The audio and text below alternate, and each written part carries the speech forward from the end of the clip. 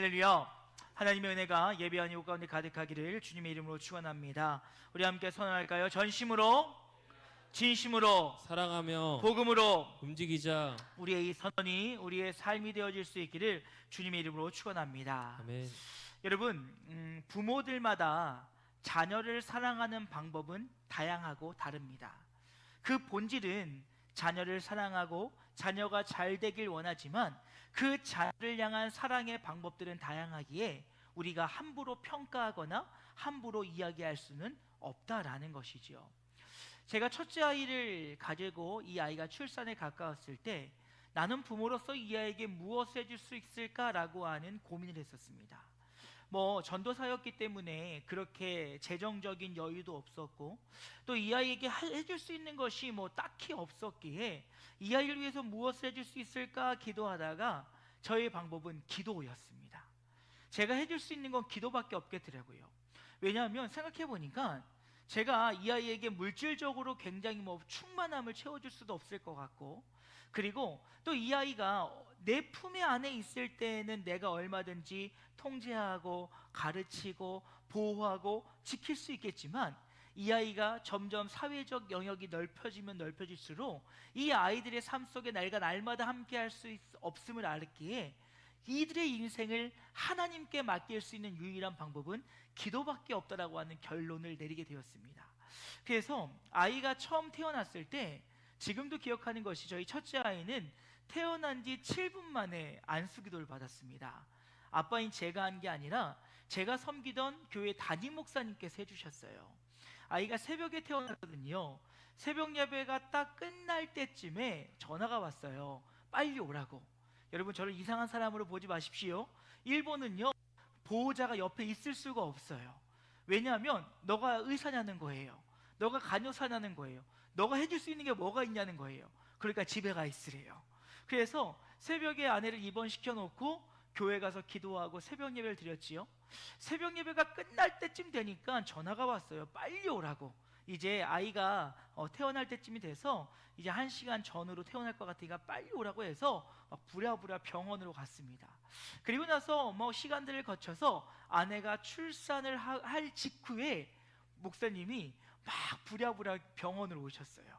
차량 운행을 다 마치시고 병원에 오셔서 아이가 출산실에서 이 아이가 있는 방으로 이동하는 그 사이에 그 아이들 넣는 박스에다 손을 넣고 안수 기도해 주셨습니다. 그리고 나서 한 50일, 100일 전후까지 만나는 목사님마다 얘를 안겼어요. 기도해 주세요. 얘 인생을 위해 기도해 주세요. 축복해 주세요. 그래서 제 기억에도 일본 선교사님들한테 50여 분 이상한테 이 아이는 축복 기도를 받은 것 같습니다. 그리고 그 기도는 그것으로 끝난 것이 아니라 지금도 계속 저를 통해서 아이들에게 흘려보내고 있습니다.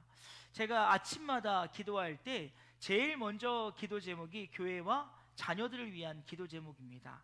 이제 아이들이 세상 속에서 학교를 다니고 학원을 다니고 그들의 인간관계를 펼치고 있기 때문에 하나님 그들의 살아가는 삶의 현장 속에서 그들을 보호하여 달라고 함께 기도하고 있습니다. 그리고 또한 아이들이 이번 학기는 제가 못했어요. 시간이 안 맞아서. 그런데 학기가 시작될 때마다 아이들이 학교를 갈 때 제가 손을 얹고 축복 기도를 해줍니다. 그리고 아이들이 중간고사, 기말고사가 볼 때가 되면 또 학교를 갈 때 제가 머리에 손을 얹고 기도해줘요. 물론 여러분, 요행을 위한 기도는 하지 않습니다. 하나님, 이 아이들이 공부한 만큼, 이들이 노력한 만큼 하나님 아름다운 열매를 맺혀지게 해달라고 기도하지, 아이들이 공부를 안 했는데 찍어도 맞게 해달라 이런 기도는 안 합니다. 여하튼 아이들을 위해서 제가 할 수 있는 것은 기도밖에 없다는 생각을 가지고 쉬지 않고 아이들 위해 기도하고 있습니다. 여러분, 생각해보면 실제로 우리가 사랑하는 이들을 위해서 해줄 수 있는 것이 무엇이 있을까요? 생각해보면 우리가 쉬지 않고 꾸준히 해줄 수 있는 것은 기도밖에 없지 않을까라는 생각을 하게 되어집니다. 자식도요, 내 품 안에 있을 때 자식이라고요, 떠나면요 다 지 잘난 맛에 살아갑니다. 그리고요, 여러분, 아무리 사랑하는 사람이라고 할지라도 내 옆에서 내가 물질적으로나 힘적으로나 심적으로나 도와줄 수 있는 것은 한계가 있다라는 거죠. 그래서 여러분, 우리가 누군가 얘기할 때 내가 그 마음 아는데 몰라요, 여러분. 괜히 안다고 얘기하지 마세요. 그 마음을 우리가 어찌 다 압니까? 그러면서 우리가 해줄 수 있는 것은 한계가 있기에 그의 인생에, 그의 삶 속에 하나님이 함께 하시기를 기도해야 된다는 거예요. 사랑하는 여러분, 소망하는 것은 여러분의 사랑하는 이들을 위해서 날마다 쉬지 않고 기도할 때 하나님의 은혜가 여러분의 기도를 통하여 그들의 삶을 더욱더 풍성하게 할 수 있기를 주님의 이름으로 축원합니다. 오늘 우리가 읽은 본문은 바로 이제 이 바울이 빌립보 공동체를 향한 기도로 시작되어지는 것을 보게 되어집니다. 그래서 여러분 9절은요, 내가 기도하노라 라는 말로 시작되어지고 있는데, 이 기도하노라 라고 하는 말의 원어를 봤더니 일시적으로 잠깐 이례적으로 하는 기도가 아니라 내가 너희들 위해서 날마다 기도하고 있는데 라고 말하고 있어요.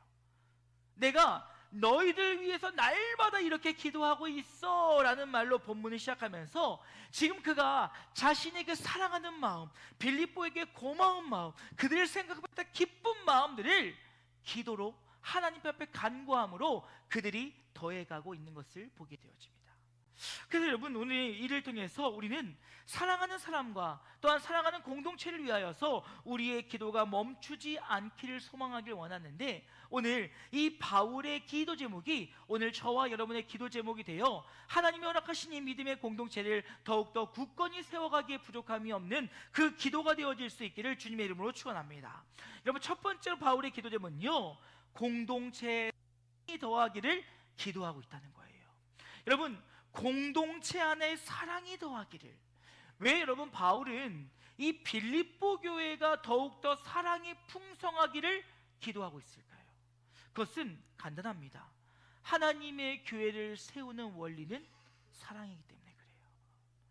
여러분, 예수 그리스도의 십자가의 사랑이 주의 몸된 교회를 세웠음을 잊지 않기를 주님의 이름으로 축원합니다.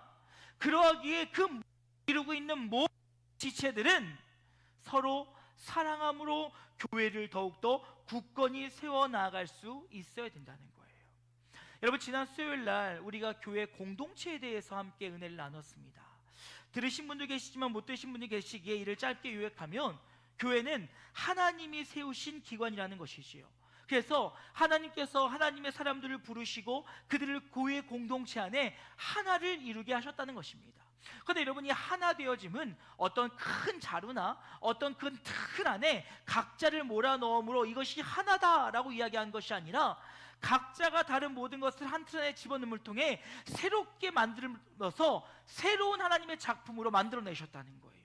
그러니까 각자가 살아있고 각자가 드러나고 각자 이야기를 하는 것이 공동체가 아니라 하나님께서 그 다름의 각자들을 하나로 모으셔서 하나의 몸을 이루게 하셨고 하나의 작품을 이루셨기에 하나님의 교회는 그 하나됨을 통하여 하나님께 영광을 돌려야 된다는 거예요.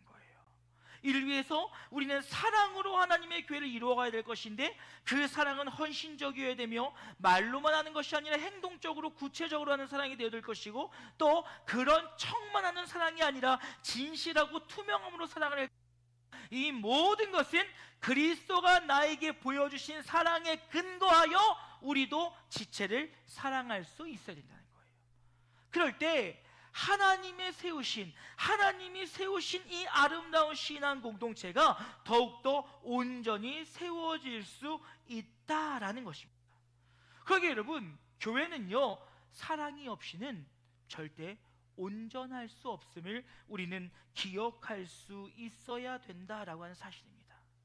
앞서도 이야기했던 것처럼 교회는 그리스도가 우리에게 보여주신 사랑이 기초가 되어야 된다는 거예요.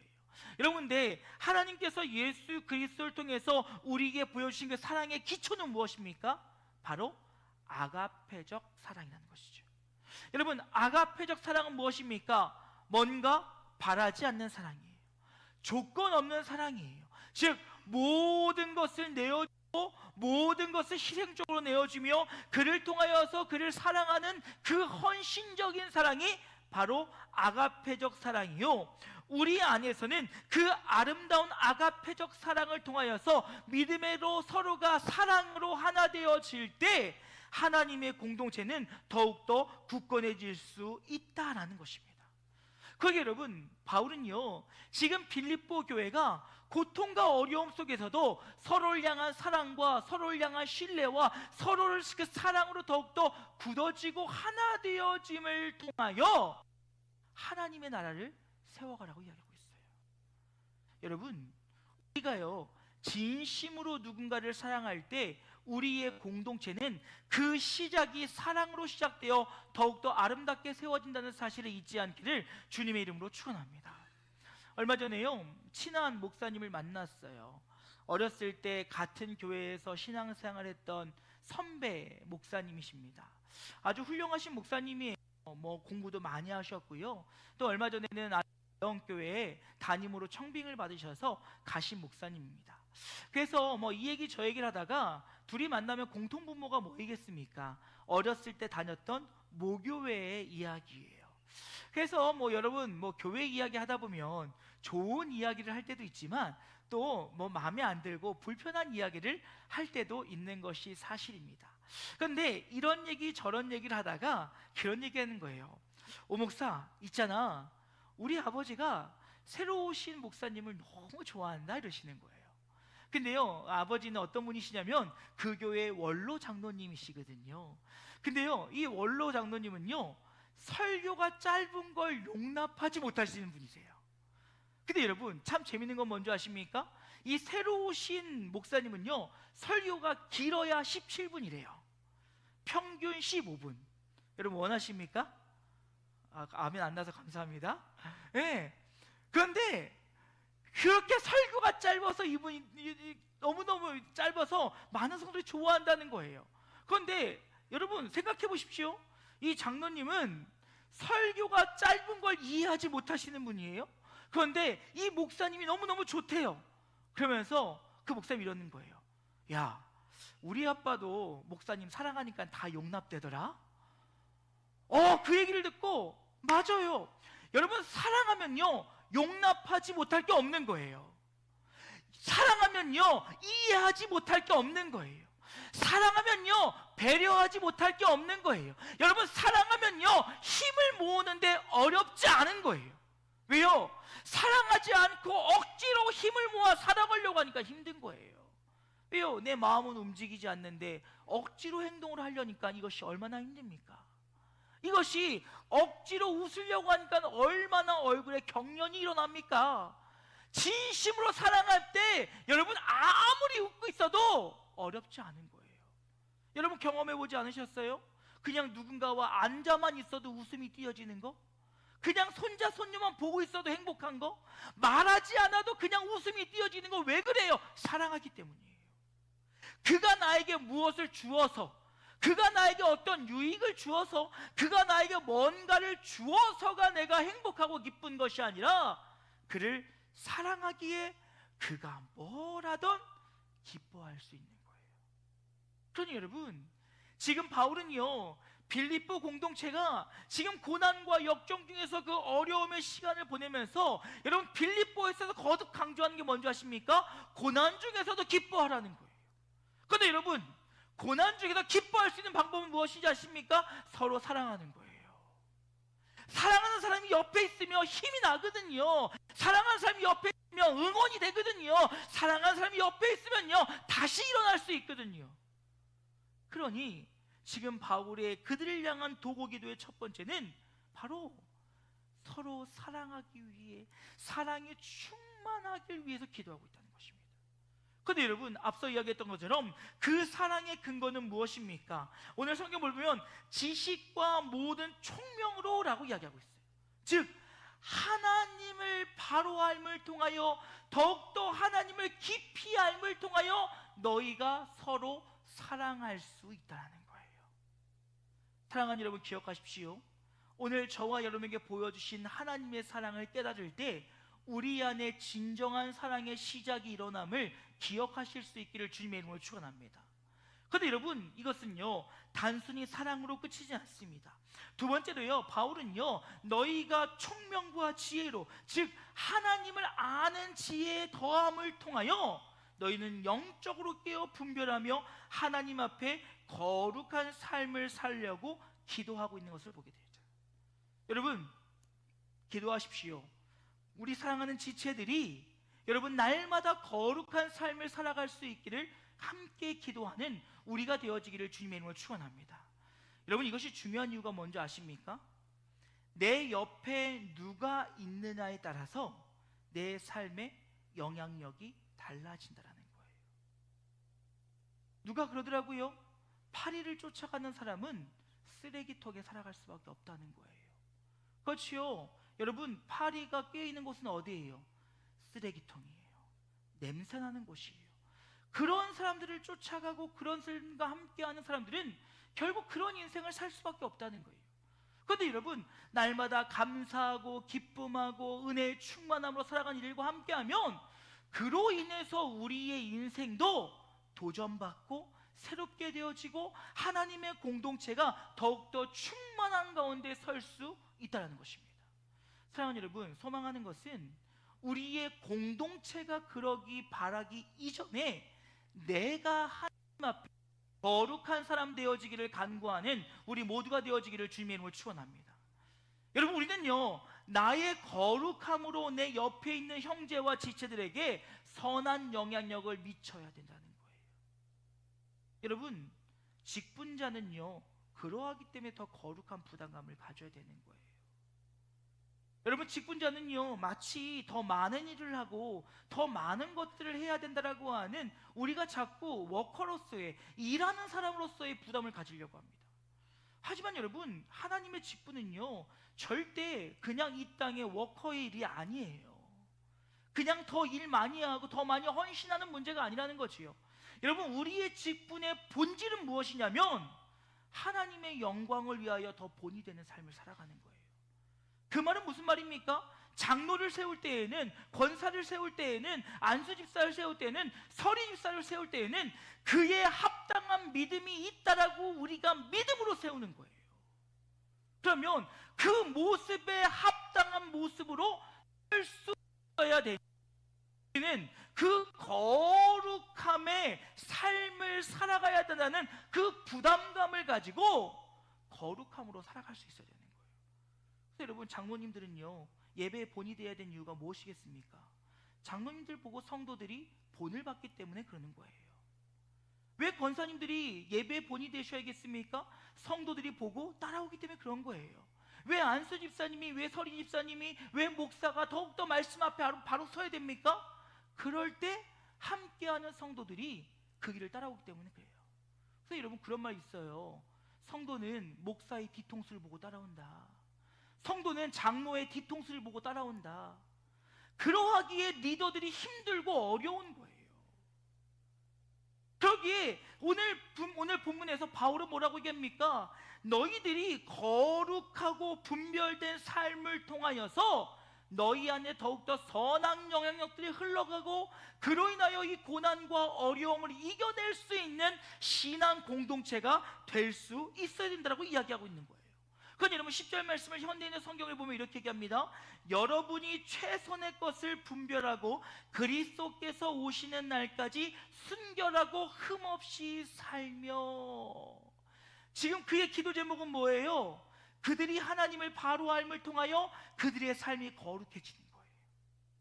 지금 바울이 빌립보 교회 성도들 향해서 간절히 기도 제목은 무엇이냐면 너희들이 바로 하나님의 뜻을 알음을 통하여 순결함 없이 흠 없이 이 땅 가운데 살아가는 것이 바울의 기도 제목이었다는 것입니다. 사랑하는 여러분, 거룩함이 무엇입니까? 분별됨이지요. 여러분, 분별됨이 무엇입니까? 어렵게 이야기할 수 있으면 쉽게 얘기하면 저는 이렇게 정의하고 싶어요. 정말 죄로 가득한 세상 속에 살아가지만 세상의 방법으로 살아가지 않고 하나님의 방법으로 살아가는 것. 여러분, 우리가요, 거룩하게 산다고 해서 마치 속세를 떠나 산속에 있는 스님처럼 살려고 하는 거 아니에요. 여러분, 우리가 거룩하게 살아가라고 해서 이 세상을 등지고 나와 다른 너희들과의 다른 삶을 살겠다라고 수도원에서 살아가는 이들처럼 살아가라는 것이 아니에요. 물론 여러분, 그들 욕하는 것은 아닙니다. 하지만 구별되고 분별된다는 건 그런 것이 아니에요. 여러분, 우리는요, 빛과 소금의 역할을 감당할 하나님의 사람들이라면 빛과 소금의 역할은 어디서 감당해야 돼요? 그들 안에서 해야 되는 거예요. 그러면 죄로 충만한 세대 가운데 그 안에 살아가지만 그들의 방법과 그들의 가치와 그들의 기준과 그들의 그 어떤 것들로 살아가는 것이 아니라 우리는 이 세상 속에서 하나님의 가치와 하나님의 방법과 하나님의 뜻을 따라가 살아가는 것이 우리의 거룩함임을 기억하실 수 있기를 주님의 이름으로 축원합니다. 그리고 여러분, 그것은 성도의 삶이 되어야 한다는 거예요. 여러분, 왜 바울이 지금 성도들의 그 거룩한 삶을 위해 기도하겠습니까? 그래야만 주의 복음이 열방까지 전해질 수 있기 때문이라는 거예요. 여러분, 거듭 말씀드리죠. 여러분 한 사람 한 사람은 하나님의 성전임을 잊지 않기를 주님의 이름으로 축원합니다. 여러분요, 좁은 의미에서 여러분은 한 분 한 분이 영신교회예요. 여러분의 행동에 따라서 교회가 욕을 먹을 수도 있고요, 여러분의 행동에 따라서 교회가 칭찬을 들을 수도 있고요, 여러분의 행동 때문에 한 사람이 주님께로 돌아올 수도 있고요, 여러분의 행동을 해서 한 사람이 주님을 떠날 수도 있는 거예요.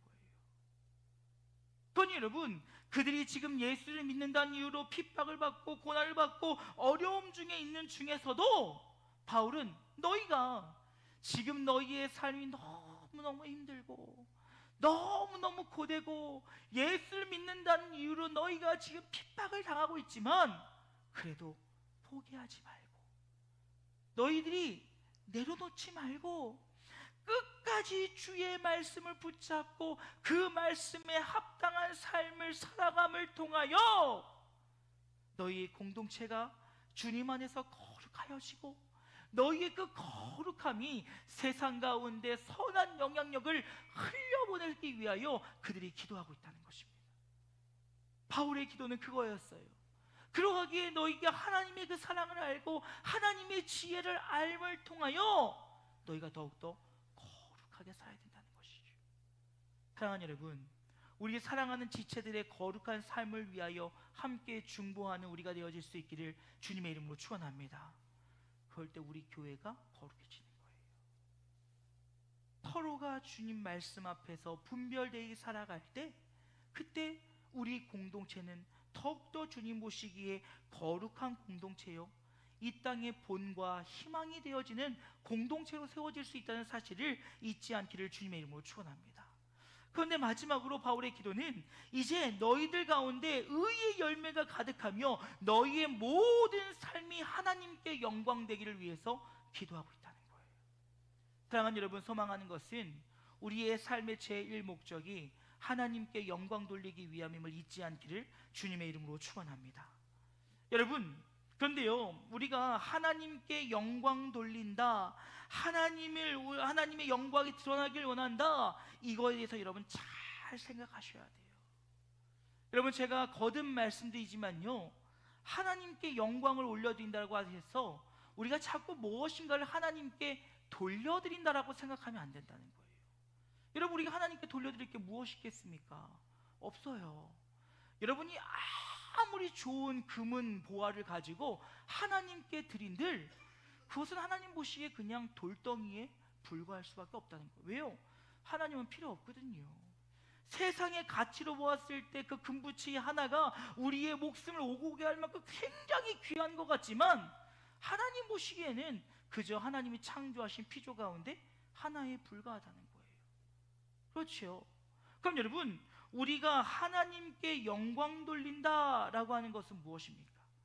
하나님의 크심을 인정하고 하나님을 기뻐하는 거예요.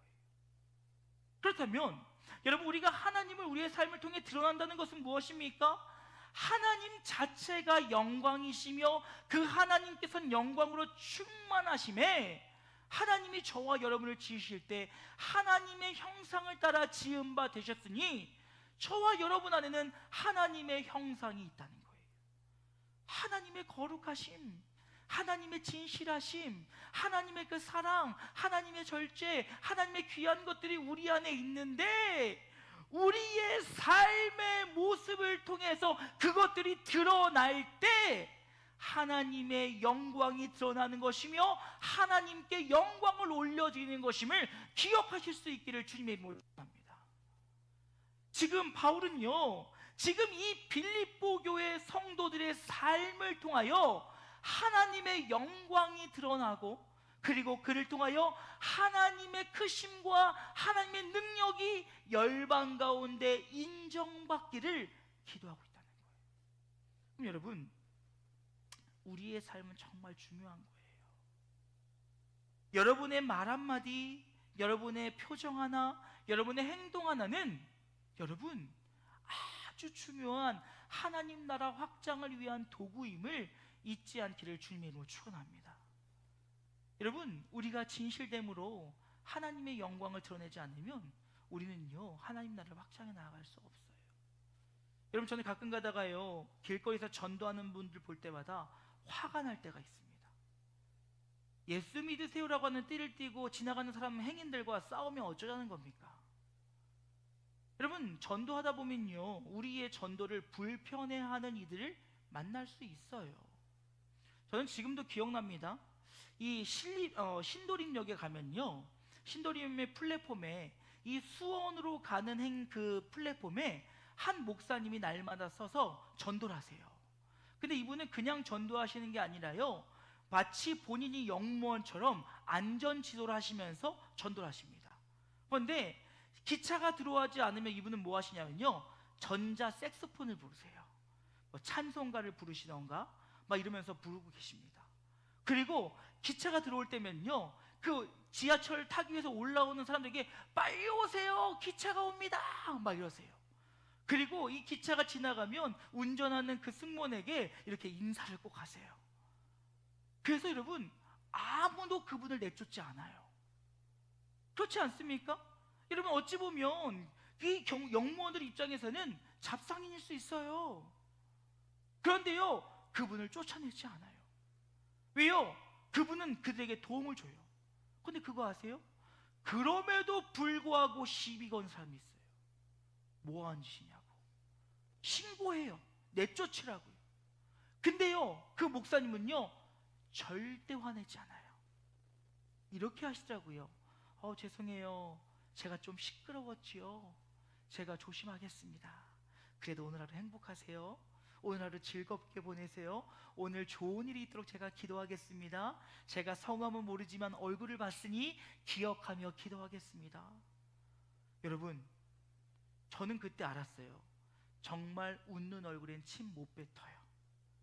침 뱉으면 그건 사람이 아니에요. 여러분, 그렇게 얘기하잖아요. 그럼 막 화가 나고 분이 났던 사람들이 에이씨 이러고 가버려요.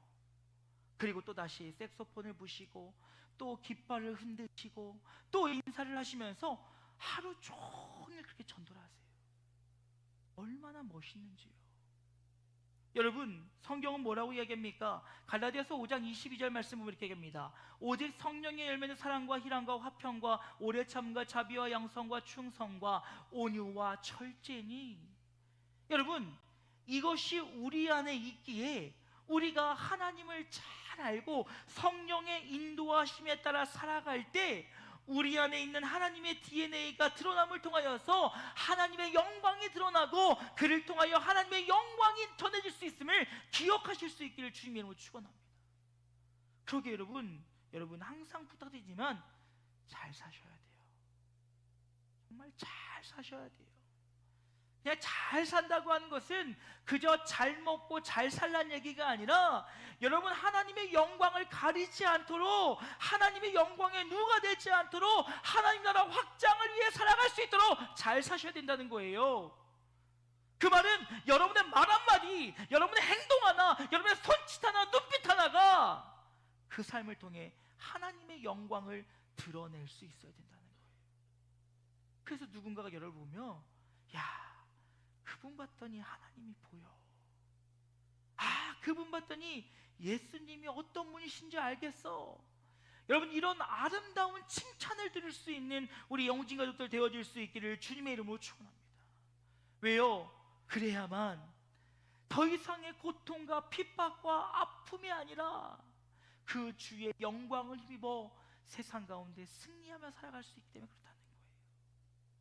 여러분, 지금 우리가 사는 이 시대도 크게 다르지 않습니다. 여러분, 예전에는요 예수를 믿는 것으로 핍박받았던 시대지만 이제는 핍박이 없어요. 그런데요, 보이지 않는 핍박이 얼마나 많은 줄 아십니까? 말 없는 핍박이 얼마나 큰 줄 아십니까? 이제는 누군가는 그리스도를 아예 없이 여기는 세상인 거 아십니까?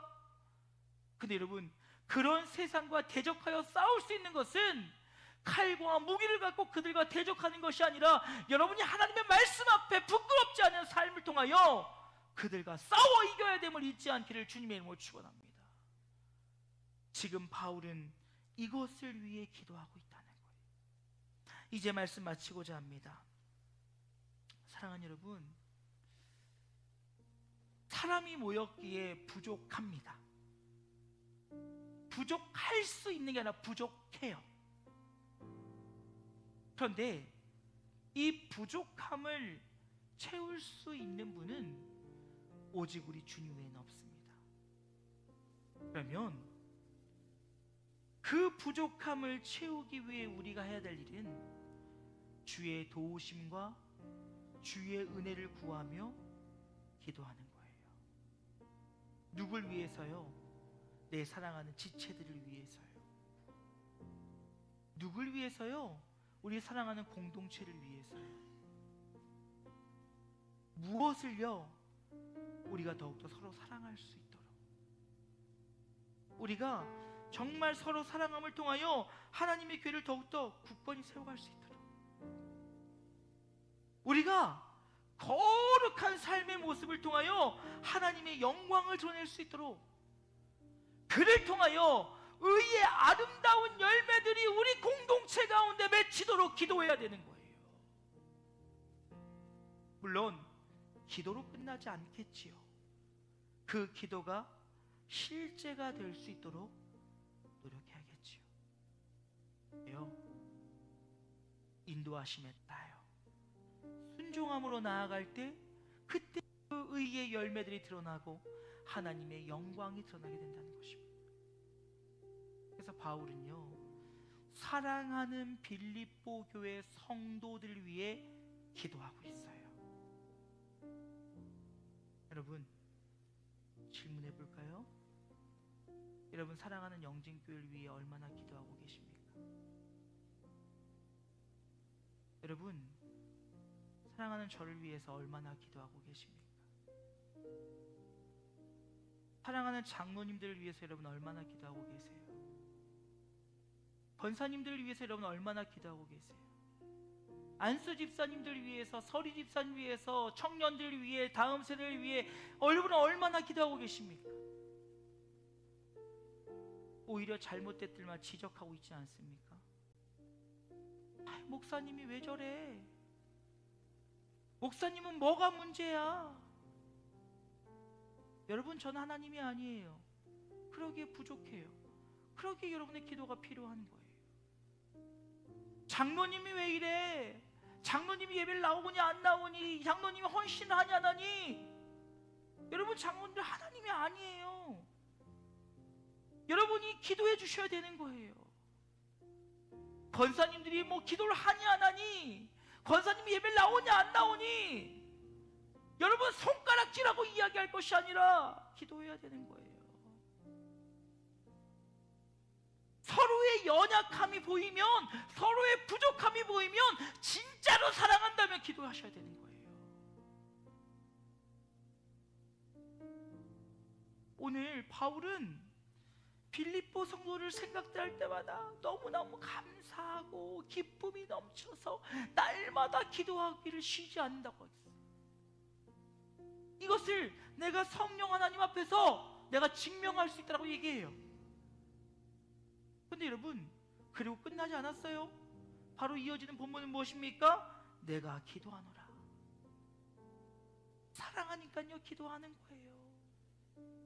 사랑하기 때문에 기도하는 거예요. 부족하기 때문에 그를 욕하고 손가락질하고 침뱉는 것이 아니라 기도하는 거예요. 왜요? 하나님이 그의 인생의 연약함과 부족함을 채워주시도록, 그리하여 우리 모두가 그리스도의 몸된 공동체 안에서 하나 되어져 새 힘을 얻어 새 능력으로 주의 나라를 세워가길 소망하는 마음으로 서로를 위해 기도하는 거예요. 그것이 없으면 사랑하는 공동체 아니에요. 비방만 하고 있으면 그건 공동체 아니에요. 손가락질만 하고 있으면 그건 교회 공동체가 아니에요. 진짜 사랑하면 그를 위해 기도하고 중보하고 말없이 그를 돕고 섬기며 믿음 안에서 하나가 되어지기 위해서 함께 걸어가는 거예요. 여러분, 우리 영진교회 맨날 사랑합시다 이렇게 얘기해요. 그러면요, 기도해야죠. 교회를 위해서, 주님께서 세우신 주의 종들을 위해서, 당회원들 위해서, 권사님들 위해서, 안수 집사님을 위해서, 서리 집사님을 위해서, 우리의 다음 세대를 위해서 기도해야죠. 기도할 제목이 얼마나 많이 있습니까?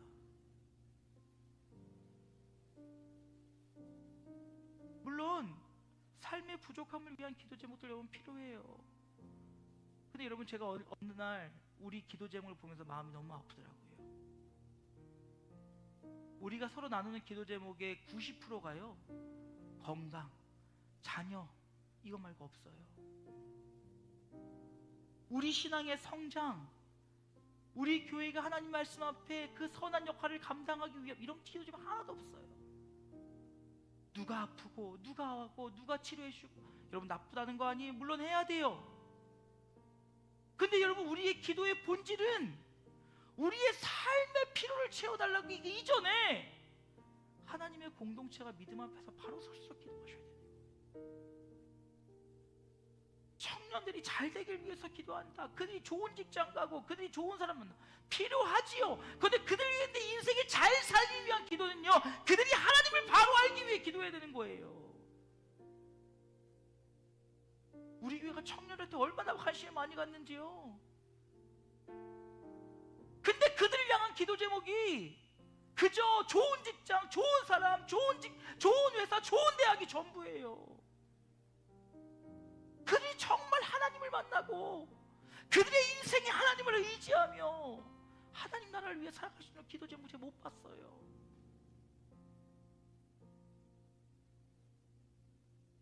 여러분, 우리의 기도 제목을 점검해 보자고요. 우리의 기도 제목이 정말 하나님의 교회가 그 거룩한 곳 서기 위한 기도 제목입니까? 아니면 그냥 한 개인의 연약함과 부족함을 채우기 위한 기도 제목입니까? 여러분, 오해하지 마세요. 그 기도가 필요 없다, 나쁘다는 거 아니에요. 우리가 하나님의 공동체를 세우기 위해 영육의 강건함을 위해 날마다 기도하셔야 돼요. 그런데 더 본질의 기도, 우리가 사랑할 수 있도록, 우리가 거룩할 수 있도록, 우리가 믿음 안에서 서로를 섬길 수 있도록 기도해야 된다니까요. 예배 많이 나오게 기도하는 거 여러분 해야겠죠. 하지만 여러분, 은혜가 없으면 예배 안 나오겠습니까? 뭐 새벽 예배 나오라 뭐하라, 여러분 은혜가 있으면 안 나오겠습니까? 그래서 제가 여러분 답답한 거예요. 은혜가 없나? 내 설교가 문제가 있나? 내가 성도들을 위해서 기도하지 않나? 얼마나 답답한지 몰라요.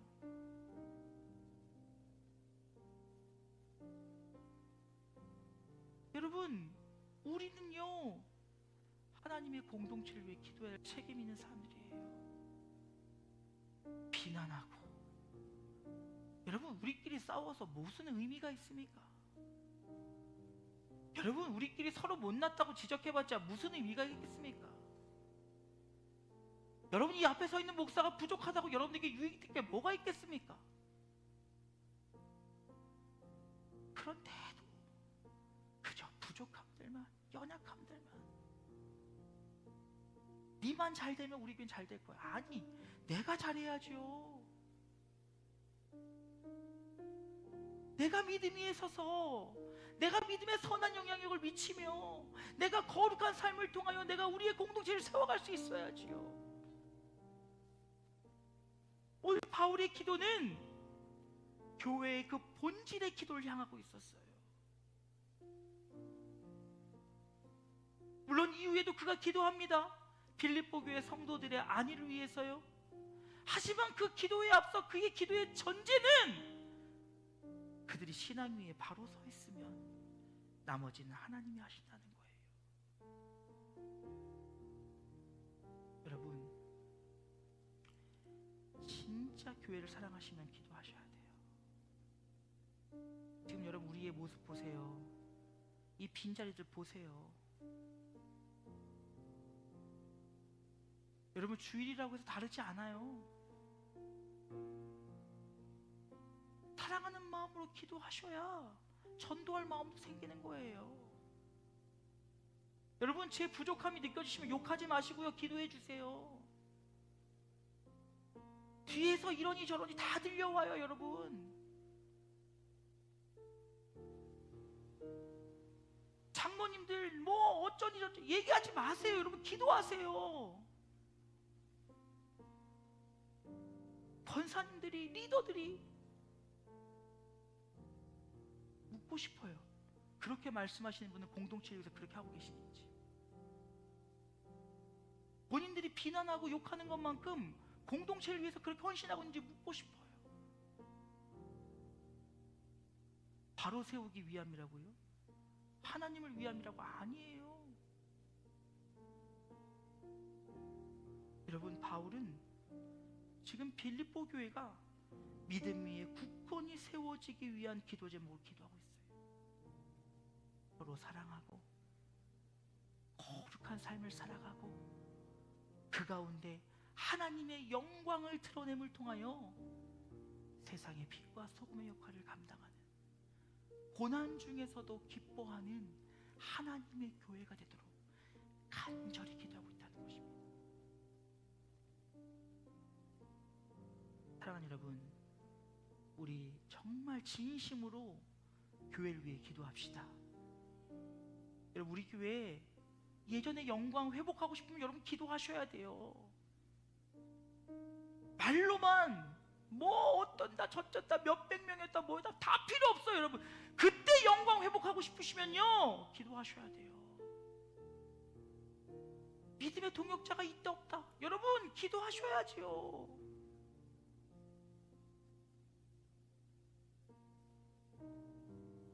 오늘 제 이야기가 여러분 마음속에 하나도 남지 않아도 좋아요. 한 가지만 기도합시다. 기도하자. 그거 한 가지면 돼요. 교회를 위해서, 주의 종들을 위해서, 앞에 선 자들을 위해서 기도하자.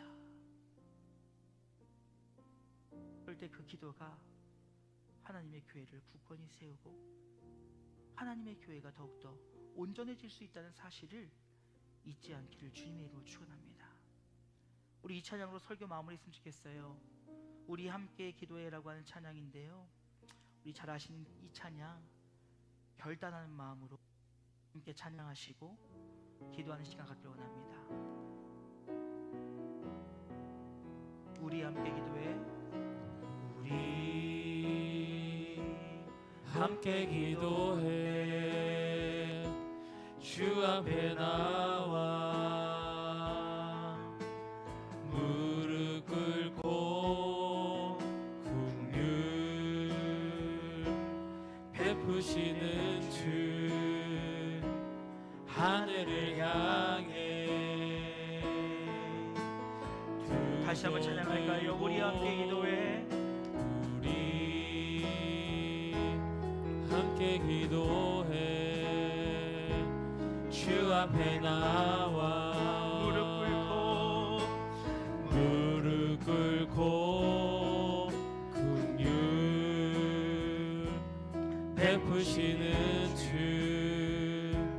하늘을 향해 두 손 들고 하늘 문이 열리고 은혜의 비추기 이 땅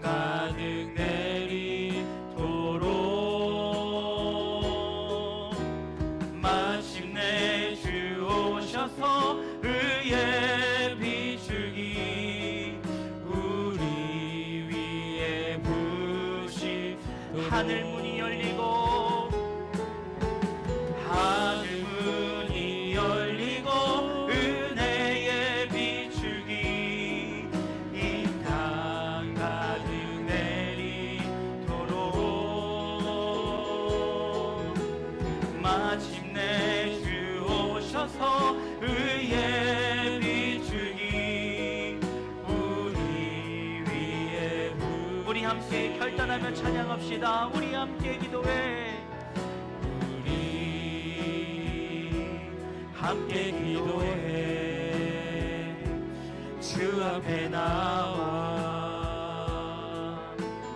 무릎 꿇고 긍휼 베푸시는 주 하늘을 향해 두 손 들고 하늘 문이 열리고 은혜의 비추기 이 땅 가득 내리도록 마침내 주 오셔서 의의 비추기 우리 위에 부시도록. 사랑하는 여러분, 이 시간 우리 말씀 생각하며 함께 기도했으면 좋겠습니다.